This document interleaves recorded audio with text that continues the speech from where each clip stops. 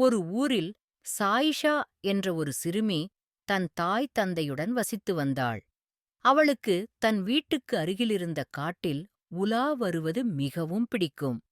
ஒரு நாள் காலை காட்டில் நடந்து சென்றபோது அங்கே சற்றே சலசலக்கும் சத்தம் அவளுக்குக் கேட்டது.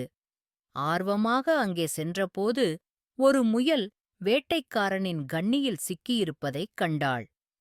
முயலின் மென்மையான வெள்ளை ரோமங்கள் வலையில் சிக்கிக் கிடந்தது மற்றும் முயல் அச்சமாகவும் சோர்வாகவும் தோன்றியது. அவள் மனம் அந்த முயலுக்காகக் கனிந்தது. சாயிஷா முயலின் அருகில் நெருங்கி மெதுவாக, "கவலைப்படாதே, நண்பா, நான் உன்னை மீட்பேன்" என்றாள். மிகுந்த கவனத்துடன் அவள் கண்ணியை ஆராய்ந்து, முயலுக்கு காயமில்லாமல் அதை எவ்வாறு திறக்கலாம் என்று பார்த்துக் கொண்டாள். மெதுவாகக் கையை விட்டு முயலை கண்ணியிலிருந்து அவள் விடுவித்தாள். குட்டி முயல் உடனே ஓடவில்லை. அதற்கு பதிலாக அது நன்றியுள்ள கண்களுடன் சாயிஷாவை ஒரு கணம் பார்த்தது. அவள் அதற்குத் தலையில் மெதுவாகத் தொட்டு, "நீ இப்போது பாதுகாப்பாக இருக்கிறாய்" என்று சொன்னாள். அந்த முயல் அடிக்கடி பின்பே பார்ப்பதை அவள் கவனித்தாள். அது அவளைப் பின்தொடர அழைப்பது போல் இருந்தது.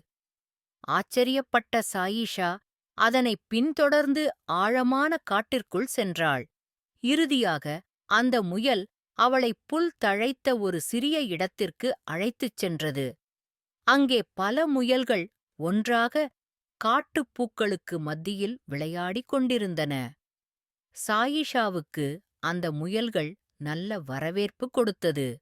அவள் அவற்றைப் பார்த்தபடியே அந்த முயல்கள் அசாதாரண உலகில் கலந்து போன மகிழ்ச்சியுடன் இருந்தாள். வீட்டிற்கு செல்லும் நேரமாகும் போது அவள் மீட்ட முயல் இறுதியாக அவளது கையைத் தொட்டு ஒரு மென்மையான நன்றியைத் தெரிவித்தது. அதன்பின் சாயிஷா அடிக்கடி தன் முயல் நண்பர்களைப் பார்க்க காட்டிற்கு வந்தாள். ஒரு முயலை மீட்டதில் பெருமையுடன் அந்த முயல்கள் அவளது வாழ்வில் குளிர்ந்த பாசத்தின் ஓர் பக்கம் போல இருந்தது. உங்கள் உதவி சிறிது என்றாலும் அது ஒருவரின் வாழ்வில் பெரிதாக இருக்கும்.